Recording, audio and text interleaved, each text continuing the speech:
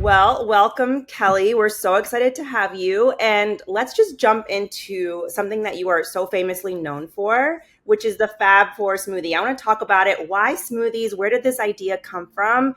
And why is it such a simple way to get more nutrition in someone's life? Yeah, well, I love smoothies, especially now as a mom, as an easy hack for breakfast to get a high amount of protein in the morning. But you have to rewind back to 2011, 2012, when I had graduated as a clinical nutritionist and left cancer and genetics behind. So this is actually my second career. I had an 8-year career in cancer and genetics. I was always on like the medical and health side of things and was living in Brentwood, close to you guys up in LA. And juice shops were popping up everywhere and there were smoothies everywhere, and into the blender went juice, banana, berries, bee pollen, superfoods, maca, all the things, right? And they would blend it up and say like, here's this superfood smoothie for you. But I would, you might not realize is that when I was at USC, one of my favorite courses was Nature of Human Health and Disease, and my last paper was on type 2 diabetes. So I knew so much about blood sugar science and was looking at it through the lens of blood sugar.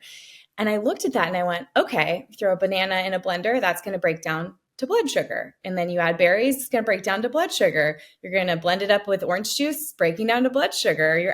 There is no protein, there is no fat, there is no fiber slowing down the digestion of that smoothie. You're just blending it up and pouring sugar in a cup. And what's going to happen is someone's going to drink that, digest it so quickly, their blood sugar spikes up high, insulin's released, they are crashing down. So an average blood sugar cycle is up 90 minutes, down 90 minutes. It's like every 3 hours, which is why back in the day they'd say, oh, just have 5 to 6 small meals a day and you'll balance your blood sugar. Because if you eat at 6, you go up and down, you eat at 9, you go up and down, you eat at noon, up and down 3, up and down 6. What they don't realize is you're not really going up and all the way back down. You're having these massive spikes, coming down a little bit, feeling horrible, shaky, irritable, craving sugar, and you reach for something sugary. You're actually over the day, that curve is going up, up, up, up, up. And the worst cravings for sugar happen at the 3 o'clock hour before dinner. And then they happen again post dinner when you're just like ravenous for sugar, right? So I was like, this is a horrible way to start your day. This is not a great option if you've just worked out and you're trying to build lean muscle mass. And I saw it really across Los Angeles and across the nation. People were sharing these superfood smoothies that, yeah, might have had some great antioxidants, polyphenols. There may be, some good nutrients in there, but they were totally destructive to blood sugar balance. So I created a formula. I said, you know what? We just need to understand what goes in our blender is actually going to go in our body and end up in our bloodstream. So what does our body need and what doesn't break down to blood sugar? Well, as it turns out, your body needs essential amino acids from protein, essential fatty acids from fat, and that's pretty much it when you look at like nutritional science. There's no essential carbohydrate. Now, when it comes to women's health and hormones and feeling our best, and when I think about, beauty and collagen production, I think about things like vitamin C. I think about fiber for the gut microbiome. I think about all those antioxidants. So I don't want to throw the baby out with the bathwater there. I do personally think there's a major need for fiber to detoxify old cholesterol and estrogen and really keep our bowel movements moving. And I think that there's absolutely a place for all of these phytochemicals and nutrients that fight oxidative stress. So that said, I looked at this and said, we need to have essential amino acids or protein in that smoothie. Protein regulates hunger hormones. It makes us feel full. And we need to put some fat in the smoothie to slow down the digestion of that meal. And if we can thicken it with fiber, which, like I said, detoxifies everything out of your body, but also thickens a smoothie, because we really want that smoothie to act as weight in our body, like to really replace a meal and to feel full. You want that weight and that thickness and to feel the feeling of feeling full. You have stretch receptors in your stomach that regulate a hunger hormone called ghrelin, and you want that weight. So protein, fat, and fiber, not really present so much in these fruit and juice blended smoothies. So I said, hey, let's make it simple. Let's just make a formula that anyone can use when they blend up a smoothie to balance blood sugar. Protein doesn't break down to blood sugar. It breaks down to amino acids. So if you put a protein powder in your smoothie, it's not going to have an effect on your blood sugar. Fat breaks down to fatty acids. So if you put avocado, or maybe you put some cashews, little bit of olive oil maybe in your smoothie, or coconut oil, kind of depends on what you love to have as a fat source. It's going to break down to fatty acids. And then the fiber doesn't break down to blood sugar. So if you were to take any carbohydrate, maybe that's an apple, or you can say like, I have a spa smoothie recipe that has cucumber in it, Persian cucumber. It's so delicious. So you think about like fruits and veggies, what breaks down to blood sugar is everything that isn't fiber. So fiber itself has no effect on blood sugar, and in fact supports blood sugar balance. So we look at the smoothie formula, we say let's add protein, let's add fat, let's add fiber, and then let's add something deep in color like leafy greens. So protein, fat, fiber, and greens, and then you can add your fruit or your something that makes it sweet. So maybe you're making a chocolate, peanut butter, banana, chunky monkey smoothie. The base is not going to be a sugary liquid and then banana and just cacao, which you'll see those on Pinterest, on Instagram, on TikTok. That's going to wreck blood sugar balance. So how do we use the Fab4 to create that smoothie? Well, you do an unsweetened liquid, always in the bottom of a Fab4 smoothie. And then you add the Fab4. So chocolate protein, if you're fat, you want it to be an almond butter, a peanut butter, a cashew butter, whatever your nut of choice is, right? So there's your protein, chocolate, fat, nut butter. Fiber, you could add, a chia, a flax, a seed blend, you guys are the queens of that. Something that is going to add fiber to your life. You can use psyllium husk. I love psyllium husk. It's amazing. The literature on psyllium husk and improving a cholesterol ratio is phenomenal.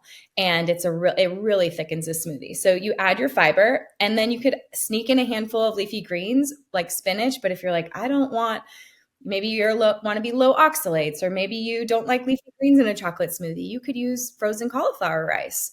And then that goes in your smoothie. Doesn't taste like anything, but you're adding those nutrients and that like greens piece or the antioxidants piece.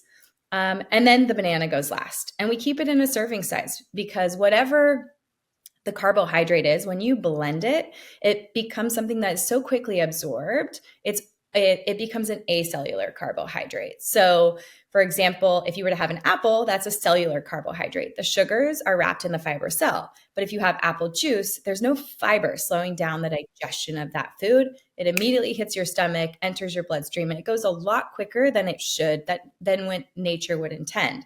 So a lot of people would say, hey, let's not have smoothies because your body isn't supposed to it's not supposed to be pre-digested. You're supposed to do that job. But I think you can use smoothies as a tool, and I've done it for a decade, as a way to get a good dose of protein in and balance blood sugar. So for example, a banana, we would use a half a banana. And it's surprising, a lot of times I have little kids, they finish half a banana, I slice up the rest, throw it in my freezer, and I have little banana chips that I add like ice to cool down and flavor smoothies. So a little goes a long way, but you're also, like I said, whatever goes in your blender goes in your blood. So when we think about using the Fab4 as a tool to balance blood sugar, we're adding everything that doesn't break down to blood sugar into our blender first, and then we're flavoring our smoothie with maybe it's a strawberry basil smoothie, or maybe it's a blueberry smoothie that kind of tastes with chocolate that kind of tastes like cookies and cream. I have a phenomenal recipe for that called Cookies and Cream Fab4 smoothie. And you're like, how does blueberries taste like cookies and cream? But it just works. So there's lots of ways to do it. I think the key is to understand that if you're pre-digesting or blending your food up, you want it to be balanced, and balance comes into your blender and onto your plate. And that's how your body can support blood sugar balance. And you can have a sweet smoothie for breakfast as long as you understand the components and what they're breaking down to in your blood. I love all this. I'm like taking notes. I feel like Kaya, my husband Drew, they master like the most amazing smoothies and make it the way you do. One thing, if someone's listening, this might be a funny problem I have. It tends to get sticky. So I'll put in everything that you say. And I know you did a reel about like layering your smoothie. I'm like, why? And I don't enjoy it as much. I'm like, why can't I just get this nicely blended, thick liquid that is helpful? So do you have any tips on that if someone's taking notes and putting all the Fab4 in their Yeah, blender? I think you can use vegetables as a source of fiber if you'd like. Sometimes when you use things like chia seeds, psyllium husk, it'll create like a gel-like consistency. That's the soluble fiber. So insoluble fiber is what goes through you. Soluble fiber turns to a gel-like consistency, and it actually is food for your gut microbiome. Your little microbes love that stuff. That num num num num num. They eat it and ferment it and produce all these amazing byproducts like butyrate. But for some people, that can be like too gelatinous, too thick. And so I would suggest using a little bit more liquid and maybe leaning in on whole food fats as a form of fiber that wouldn't create that sticky consistency, or using more like vegetables, like maybe a Persian cucumber that's going to thin it out. So fiber-based fat would be like avocado.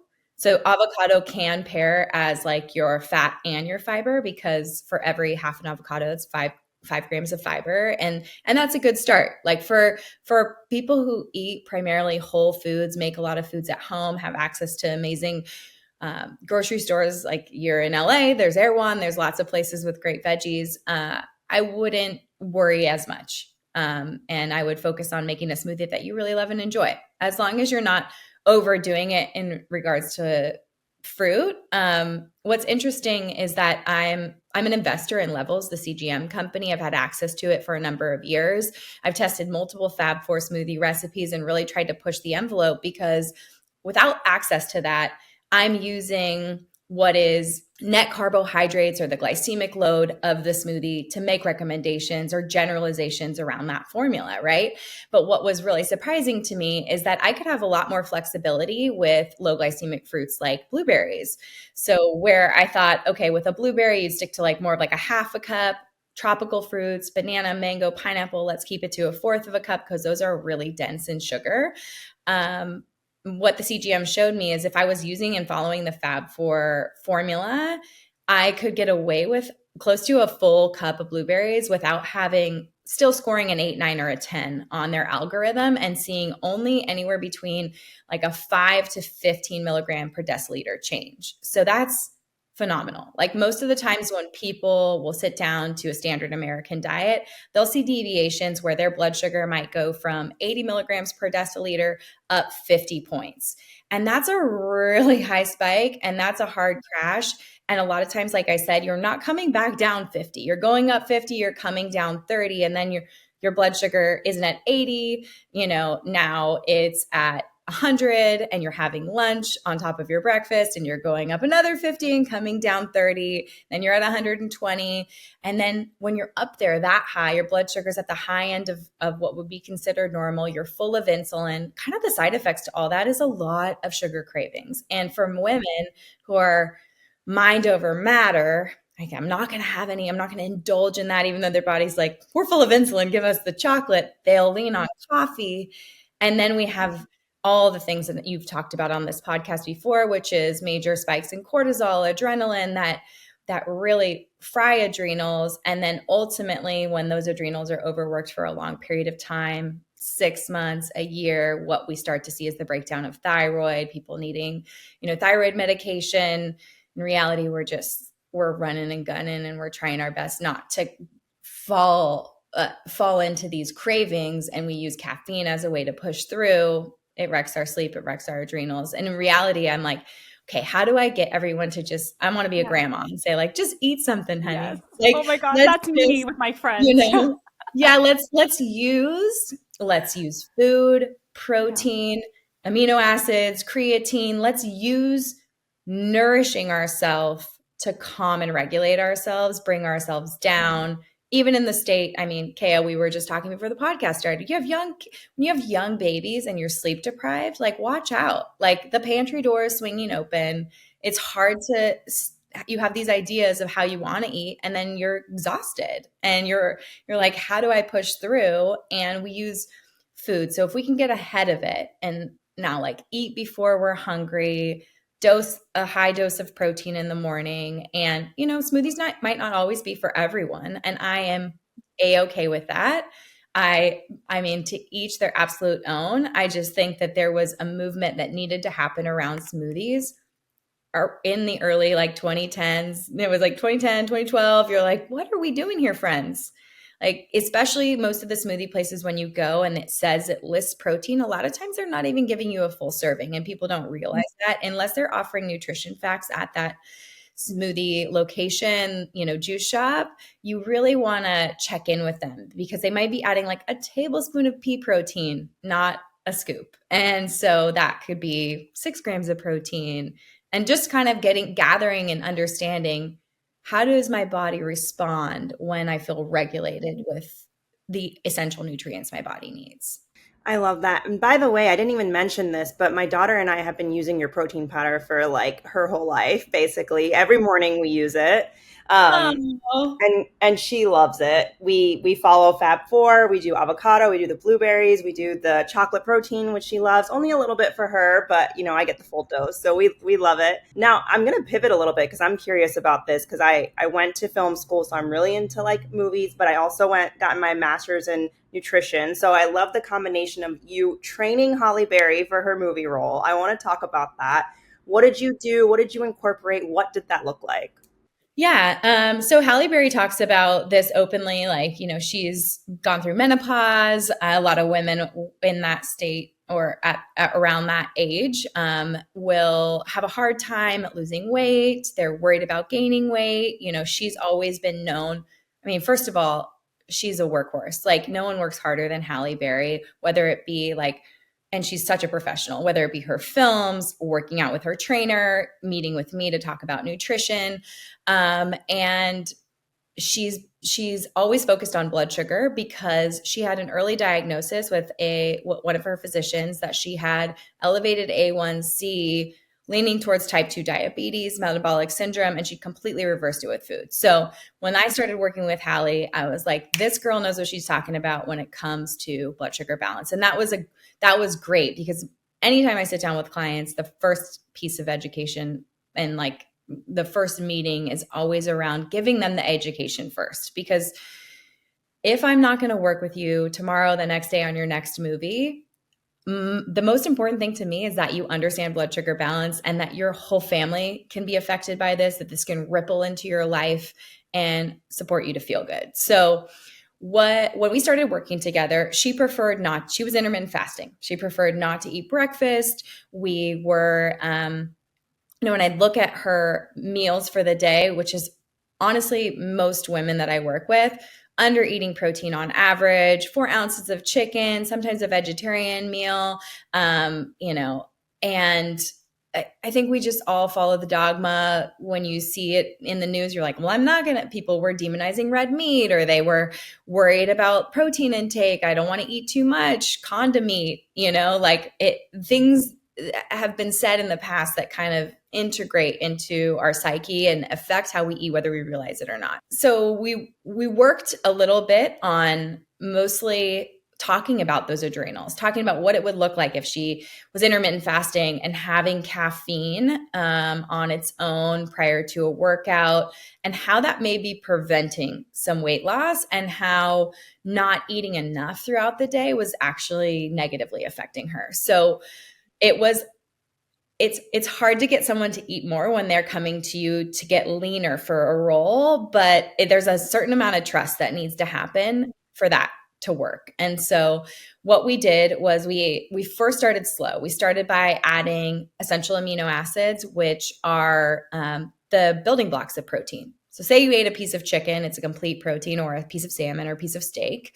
Your body would break down. You can picture it like a brick wall or like a Lego. Like, your body would take that food and break it down into its individual amino acids. 20 amino acids that make up the human body. They're always put together in different ways depending on what they're making. And of those 20, we can make 11, but we have to eat 9 of them. And so those 9 are called essential amino acids. You can get them in supplement form. I have them as part of the Be Well by Kelly line. But what is important is that if she's going into a fasted workout and she's under eating protein, then we don't have the building blocks to repair that lean muscle mass. And there are so many processes happening in the body. I mean, even like the gut lining inside your gut lining is regenerating every 7 to 14 days. So think about all the things that amino acids make. They make hormones, they make neurotransmitters, they make the enzymes that break down your protein. They are the building blocks of every cell, every muscle, the collagen, your tendons and ligaments, everything. So if you're trying to have body composition change and you are under eating protein, you don't even have the inputs to create change. And so it is not a cheat, but it's almost like a foundational piece that for a long time with my functional MDs was added if someone had Crohn's disease or an autoimmune disease, if someone was going through a knee or hip replacement, if someone had, just had a C-section for a baby, or it's kind of crazy the way we used to use it, just like certain people needed it. And then the scope kept getting bigger and bigger. I'd say in the last 5 or 6 years, they were adding it to a lot of women who were under eating, going into menopause, who needed sort of that extra boost and support. And so we would start with those amino acids. We would make sure that if we were having caffeine, we were really limiting it and adding a fat to it. So whether we were using a little bit of half and half or some type of healthy fat right before that workout. So a little amino acids, a little healthy fat, and limiting that caffeine. I allowed her to work out that way. And then right after that workout, we were fueling with the Fab Four. So a lot of times that looked like 40 to 60 grams of protein. For people who have a hard time getting enough protein and who want to not snack, meals are critically important. You can do 6 to 8 ounces of salmon or grass-fed beef, and all of a sudden you're hitting that 50 to 60 grams of protein mark, and it changes everything.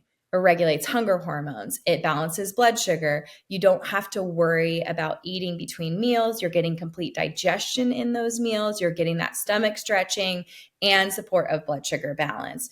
And it's really, I feel like I knew it intuitively. There used to be a belief that we could only use about 40 to 50 grams of protein in one sitting. And so a lot of the old time bodybuilders would drink 30 to 40 grams of protein in a protein shake. And then they'd have another meal with another 30, 40 grams of protein. And now we know there's no upper limit in what our body can digest, metabolize, and use when it comes to the protein we eat. So especially for busy moms or busy entrepreneurs or people who, are maybe concerned about food supply if they're getting it out, I say, hey, start your day and eat as much protein as you feel comfortable eating. And sometimes for me, those breakfasts, it may be post-workout, it may be when my kids are up early in the morning, I'll push for 50 or 60 grams of protein just to know that I've given my body what it needs. It's not going to be searching for those amino acids and fatty acids.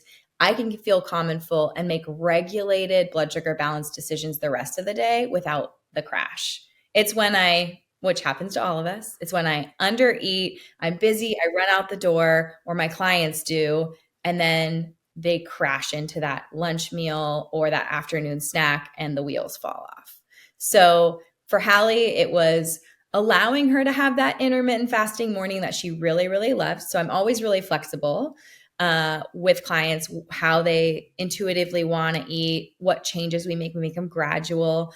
And I did have her use beta hydroxybutyrate, which if you know ketone IQ, there used to be other powdered versions that didn't taste as good, but we used ketone IQ not because we wanted her to be in ketosis, but because we know in fasted states, working out in fasted states, you hold on to lean muscle mass if you have a source of ketones. And so we were using it strategically to hold on to lean mass. And then we really focused on that lunch, afternoon snack, and dinner. So her meals went meal after that workout, pushing 50 grams of protein, a Fab Four smoothie or a Fab Four hot chocolate or chocolate milk. She would have her collagen-rich protein in the afternoon between like 3 or 4, and then a dinner around 6 or 7, and we'd shut it down. So it was around an 11 to 7 window, so an 8-hour feeding window, but really focusing on where are we seeing your cortisol and adrenaline come up, and how do we dampen that with food really close after that workout. So cool with you intermittent fasting, not cool with you going 2 hours after a workout without calming your nervous system with food. It's so interesting because I was with some friends this past weekend, and literally everything you're explaining is what I hear with my friends. Like, gosh, I have this sugar addiction. Like, I was stressed last week. I really want to stop it. And I'm similar to what you're saying. Like, I'm that friend that's like, let's all go have breakfast, because I'm realizing people do not eat as much. So many of us are under eating. Even for me, I'm educated on this and I have to force myself. So for someone who's listening in, we've kind of mentioned blood sugar and it's become well known. You were so early in talking about it. So props to you, Kelly. But what are other blood sugar imbalances that women should be aware of? Because sometimes they don't even realize that they're going through it. So one of them is sugar addiction, like you had mentioned. Any other feelings that they should be mindful of if they're having a blood sugar imbalance? Yeah, you know what?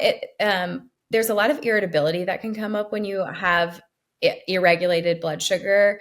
It's something I notice with friends, with my husband, even. Like, I think men think they're immune. They're like, I have so much testosterone and muscle mass, like I can intermittent fast. And yes, they do have, they aren't cycling. They do have men's sex hormones, but a crash in blood sugar will cause you to be irritable. It'll cause you to have, to not feel like you can connect thoughts. I think people think, oh, it's lack of sleep, or I had a tough night, or, I've been really stressed and I feel like I have a poor short-term memory. I can't recall things. In this type of an interview, I don't feel like I'm prepared. And the reality is fuel is fuel for your brain. Your brain is using so much of the glucose that you're ingesting, and the amino acids and the fatty acids. So we have to focus on the fact that to function at our best, we need to be nourishing ourselves.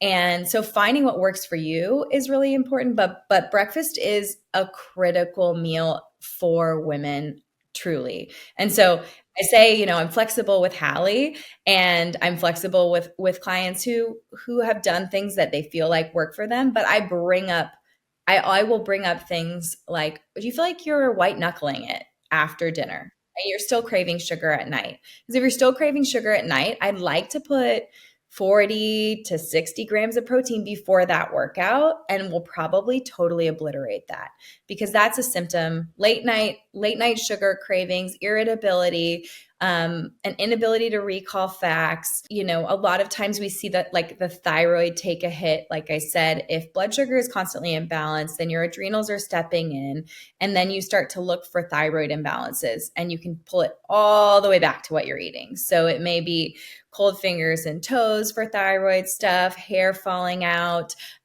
feeling brain fog, feeling slightly depressed. A lot of this can be lack of nutrients and lack of nourishment. And so, especially as women move towards perimenopause, menopause, if you're thinking about having a baby even, this is the time where your body needs to feel safe, needs to feel nourished, you need to feel balanced. We are up against enough stress as it is. Like, it's funny to see, I had Angie Lee on my podcast, and she's anti-cold plunging for women. Then I just saw Dr. Stacey Sims talk about that. We really need to ask ourselves, did these wellness trends, whether it be intermittent fasting or cold plunging, really serve us? Or are they stressing an already stressed, overloaded, mental loaded working mother of however many children you have? So give yourself grace. I always go back to the Fab Four. Like, I use it with my kids. I use it with myself. I use it with my husband. What your body needs is the essential amino acids from protein, the essential fatty acids from fat, and the fiber and fullness of a meal. And what I love is when I talk about fiber and greens being the last two parts of the Fab Four, I'm talking about carbohydrates. And I'm not just talking about low carb, non-starchy vegetables. I'm also talking about berries. I'm talking about sweet potatoes. I'm talking about ways to feel full, calm, and nourished. But if you're having those type of foods, like a grain bowl with sweet potatoes and a cucumber salad from your favorite place, we're missing nutrients that would regulate blood sugar balance. And you can look at your plate without having to know calories or macros and say, what's on my plate? And a lot of times that's what I tell my clients to do. Look at your plate. Like, a great example would be thinking about kids, and kids are constantly dysregulated when it comes to their blood sugar, but that's because a lot of the food they're fed is mostly carbohydrate dense and processed, acellular. So let's say they had a toaster waffle, and on top of that, there's some syrup, and someone gave their kid a juice box with that. And then they want the berries for breakfast. Well, you look at that whole meal and you're like, well, the toaster waffle's going to break down to blood sugar. That's a spike. It's compounded by the liquid maple syrup, and you've added juice on top of that and strawberries. There's nothing holding it down, slowing it down, and stabilizing them in any way, regulating hunger hormones. And so what we call that, I would look at that and say, even if it was just the waffles, maple syrup, and berries, that's a triple spike. So it's compounding on itself all the way up as high as it goes and then crashing just as hard. So in the same way we looked at our blender, we look at our plate and, maybe a burger night. And I'm like, okay, guys, I'm going to use Jesse and Ben's fries, which shout out to them. This is not a sponsored thing, but they made tallow and avocado oil French fries in the freezer department. And now I'm like, you can't have the fries out here, but I can say yes at home. And that feels really good. So maybe I'm doing a burger night. We're having just burger patties. We're having the French fries. I'm roasting some broccoli. And I look at that and I say, well, the protein and fat, maybe they're having avocado or maybe it's just in the beef. Protein and fat is in that meat. The fiber and greens is in that roasted broccoli. And we're not a low carb, no carb. We're like enjoying all that nature has to offer. And we're just choosing some clean options. And then that's a beautiful balanced meal of protein, fat, fiber, and greens. And then that carb source that is sort of a way to make it fun and even more filling. Doesn't always have to be added, but there's always a place for it on the plate. I'm curious what your recommendations are for people who are vegetarian. I grew up vegetarian. I no longer am vegetarian, and my family has transitioned away from that after experimenting and knowing what works. But there are still a lot of people out there, especially from where I come from in India. What are your recommendations for those folks? Yeah, you know what? Gotta love 2025 because there's some really fun new options. My recommendation would be to check out the chocho bean. So chocho bean and the lupini bean are naturally ketogenic beans that are also complete protein. So there's no pairing. You don't need to pair nuts and seeds or beans and rice.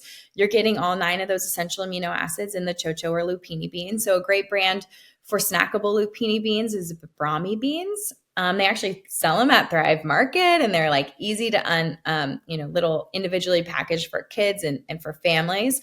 But you're going to see these 2 beans specifically, which are of the same family. So the chocho bean is part of the lupini bean family. And it just depends on where they're grown. So like chocho beans are popular in South America. You'll find them in ceviche dishes. They're big, white, meaty bean. That's pretty cool because it isn't necessarily coming with all of the carbohydrates of beans. There are no lectins in lupini or chocho beans, so make it easy to digest for people who have an issue with beans. And it's really versatile. It's like the new cauliflower, but it's a protein. So you can get lupin flour pasta. So I have Chef's Kiss is the recommended brand from me. I think I have an affiliate code. I think it's Be Well by Kelly or Kelly. Try them both. If you can't find it on my website. We'll get it to you after the show. But I can do a pasta for my kids. Do that Chef's Kiss pasta. It's 20 grams of protein and the most minimal ingredients. I'll put a little psyllium husk in it. And one variety has a little cassava flour, but it's mostly just that lupin flour. And lupin flour also comes in, they can make it in a flake, and you're going to see it come out in crackers.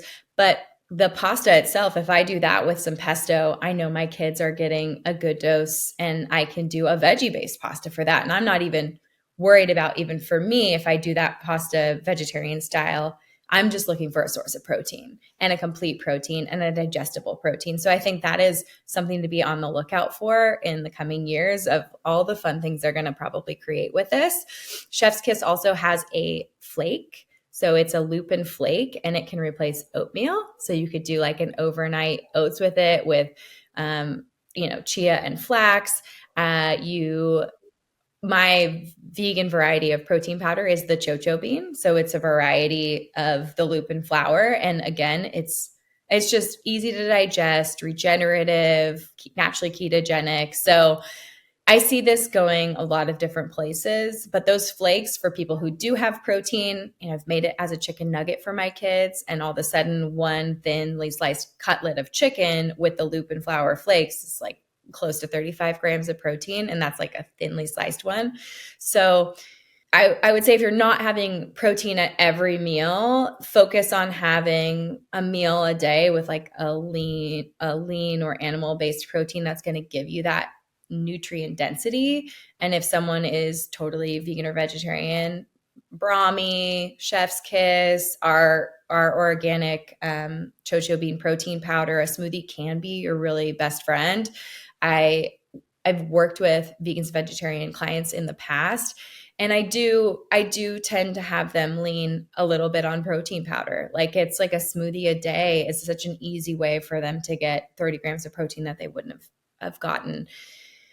Protein goals are growing. Like they've been going up in the literature, and we're seeing that it's supportive of blood sugar balance, lean muscle mass. And when you think about anti-aging, holding on to that lean muscle mass as women is so critically important. When we think about people falling, having big falls, needing surgeries later in life, like we want to be functioning. We want to be able to do a deep squat, stand up from the ground, move our bodies, and holding on to our lean muscle mass and using it every day is so important. We don't want to have to be scavenging amino acids from our muscle mass to make hormones and neurotransmitters and do any kind of repair work. We want to have what we need. So at the minimum, I would say 0.75 grams per pound of body mass. I'm aiming for like 1 gram per pound of body mass personally in postpartum or with real big needs for body composition change.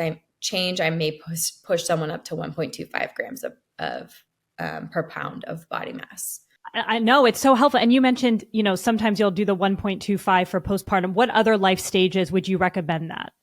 Yeah, I think if you're healing, if you're going through an autoimmune disease, if you kind of think about it in the way that those functional MDs used to prescribe amino acids. And it's so hard to hit that it's not going to happen all the time unless you've committed your life to meal planning and prepping and cooking every weekend, which also isn't realistic for me. Like I have 3 little boys, 6 and under. I do tend to do like if I'm in a barbecue chicken, I used to just make like 4 to 5 breasts for my family. And now I'm known to do like 4 pounds and hand it to Chris and be like, it's all marinated. And then we have it in the fridge or I can't even, I don't even know what's going to happen when my boys are in high school. Like I am going to, I am going to just be cooking 24/7. It already feels like a lot, but in the same way that the functional MDs would use amino acids for added support in those times where you may, like I said, be healing, recovering, dealing with a diagnosis. I lean into that extra protein when I have, like, think about your friends who are talking about these sugar cravings. We know that when we don't have enough protein, neuropeptide Y screams at us and for sugar. And we think we have sugar cravings when our body really needs amino acids. And so when you can, front loading amino acids, whether it be, taking an amino acid supplement, drinking a protein powder shake, having, eggs and grass-fed beef sausages for breakfast, all of those things are going to really help and support you to feel your best. And I can't tell you how many times I get with clients and I just say, please trust me. Please trust me. Let's do 140 grams of protein for 2 weeks and see what happens. And we lose inches on our waist. We lose inches on our hips. We go down in weight and they're like, I feel like I'm eating so much every day. But you have to remember that there's a thermogenic effect of protein and you're crowding out all the sugar you didn't realize you were eating or the little snacks you didn't realize you were reaching for that just don't happen anymore when we lean into whole foods and a protein dense diet. As somebody who's worked with so many clients, I'm wondering, what do you feel are the keys to lasting behavior change? Because I feel like some of these things can be tough if somebody's lived 30 years one way and then now they're introducing a whole new lifestyle. So what are the things that you feel make the biggest difference to creating sustainable change? I mean, one of the things that I always go back to is replace before you remove, which for a lot of clients, they're like, this is a horrible habit. I eat late night all the time, or I eat snacky foods at 3 or 4 o'clock. And that's just I mean, I can look back to coming home from high school, and my parents used to load our pantry with Costco snacks, Triscuits, Wheat Thins. Like, I had access to all of it, and any of it, could feed myself whenever I want. Like, no one was telling me to wait till dinner.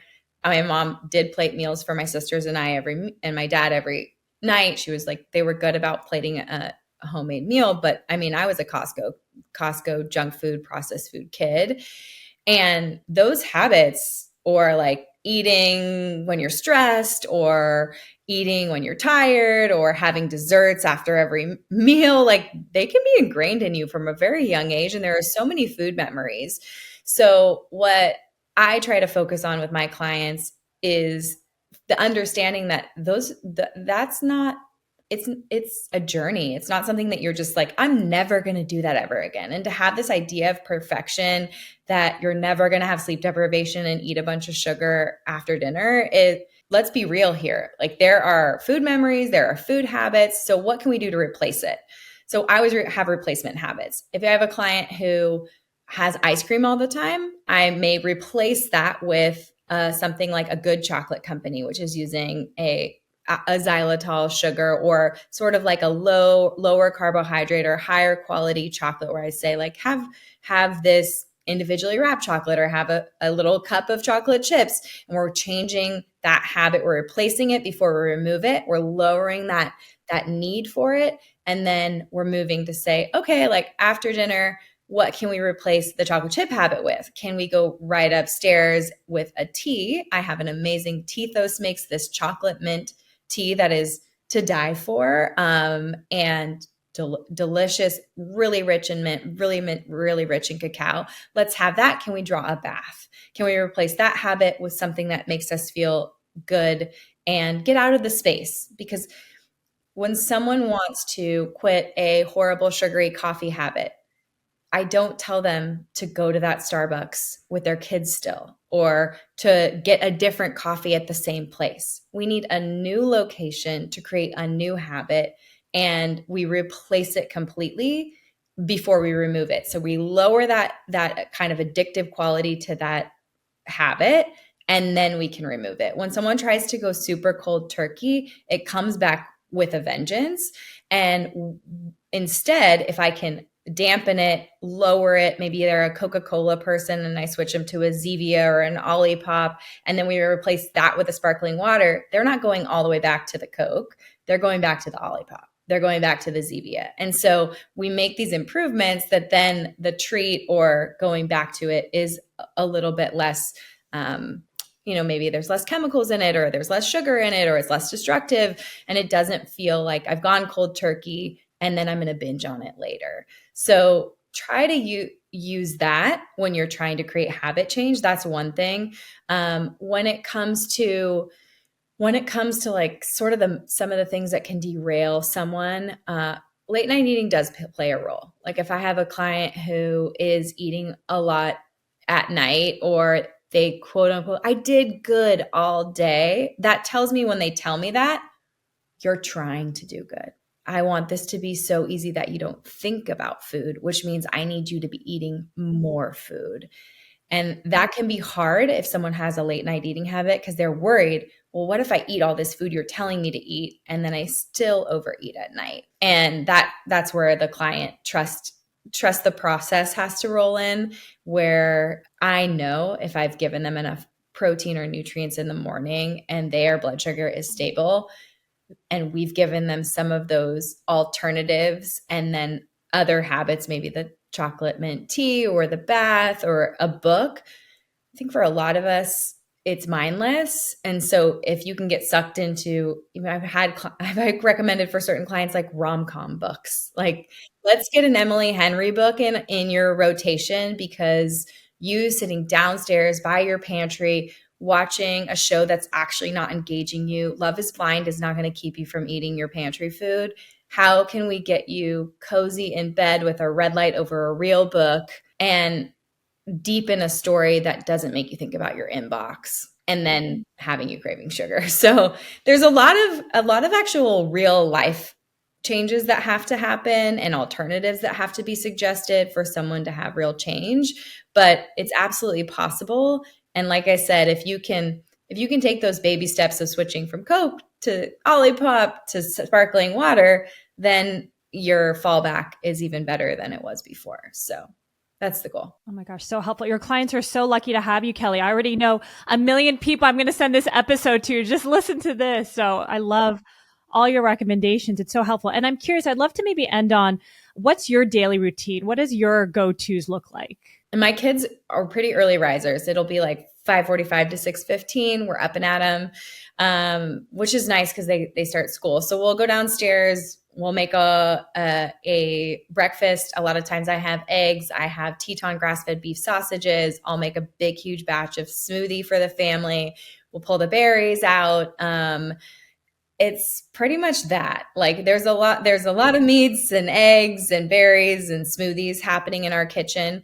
For me personally, I'm either having eggs and like grass-fed beef sausage or some type of leftover protein. If we made steaks or burgers, or even if I have salmon, I will throw it in. I have a steam oven, which I highly recommend. It's the fastest way to like heat up proteins, leftovers, and really easy to make like one tray meals. But all that said, so I'll either, if I'm having those proteins and eggs, which sometimes is the case, then I'll have that. But it's not just eggs. I'm looking also to put animal protein on my plate because people don't realize how inefficient eggs are when it comes to protein density. It's 6 grams per egg.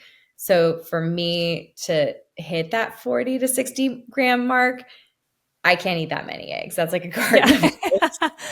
Yeah. So it's either that or I'm having my smoothie. And with my smoothie, I'm putting 2 scoops of my protein in now, just because I've noticed a difference. If I'm not putting 2 scoops in, I'm definitely having my aminos. I'm on a kick of having my aminos as a hot lemon water drink. I shared it on my Instagram. It started during the flu season when I had influenza A. So I basically put aminos, creatine, lemon, turmeric, hot water, a little bit of olive oil, black pepper, blend it up. And it's kind of like one of those like wellness shots, but hot water with all the aminos. I have coffee with either a splash of Three Trees almond milk or Pioneer Pastures, which is like an A2 milk. I'm reincorporating a little bit of dairy. I'm at the tail end of nursing my third. He's almost 2 years old. So we've had some, dairy allergy, eczema related things. So I kind of don't do a lot of dairy, but I like single ingredient products when it comes to what goes in my coffee. I try to stick to 1 cup a day, but caffeine is my happy place. Yeah. But I don't have caffeine without food. Like that was a really, really bad habit and showing up in stress markers and inflammation for me. And I tied it back to having coffee on an empty stomach, only having coffee, working out. So I really have to have like the smoothie or the eggs and the protein. So that's my breakfast. Depending on the day, I like my workout like right after I do drop off. It's become a goal of mine to be really involved in drop off and pick up. My husband's a stay-at-home dad. So, he takes the kids in the rig and it's all good. But I realize that, it's just something that's important to me. Either I'm at pickup or I'm at drop off, but I want to be a part of one of them, part of their school community. So mid-morning is for me. And then it's either a podcast day, a YouTube video day, because I have a new recipe series, a client day, or like a team meeting day. And then Fridays, I try not to work. My Julian, my youngest, we have support all week long until Thursdays. So Fridays is like special day with mom and Juju Bean. Lunch is leftovers. If I didn't have a smoothie, I might have a smoothie for lunch. It becomes such an easy tool for me. And then I do sometimes need an afternoon snack if I've worked out really hard to hit my protein goals. I do like a biltong beef jerky. If I didn't have eggs in the morning, I might whip up a couple of eggs and I might have those on their own. I love sardines. I do lean on canned salmon sometimes. And then dinners, they're like protein heavy. So whatever leftovers are in the fridge and dinner, is kind of the typical roundup. It's tacos, it's that chef kiss pasta. But again, when I think about meals, it's 40 to 6. If I go like 40, 40, 40, then I'm 3 meals a day. I don't need to snack. I'm getting in that 120 grams of protein and I'm good to go. I personally prefer 3 meals a day, no snacks. You can get out of the habit of snacking. It's only going to happen if it's only going to happen if you're eating enough protein at your meals. So that's kind of how it goes. I don't really drink alcohol. I haven't announced that I am sober, or I don't feel the need to do that. I don't know what the future holds for me. I look at this year, Chris and I celebrated our anniversary in February. I had a delicious glass of red wine with him. If we go on a trip, I may, have a wine or a tequila, but for the most part, I think after 3 babies and either being pregnant or breastfeeding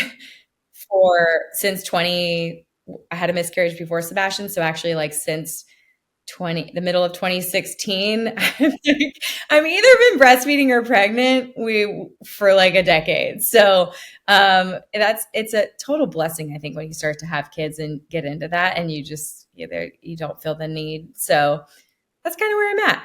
Oh my gosh, Kelly, this was such a helpful interview. Like so many key actionable takeaways, which I know our audience will appreciate. So thank you so much for sharing all of your wisdom with us. It was so nice to finally meet you. I know, Kaya, this was a blast. I'm like, I love to chat on podcasts. This is one of my favorite things to do. So thanks for having me. You're so good. I'm going to go make my Fab 4 smoothie with your protein. So I'm like, I got to go and make it. Let's go load up. Let's go. Yeah, it's a full-time job to get that protein intake in. Oh my gosh. Amazing. Awesome. Yeah. Thank you, Kelly.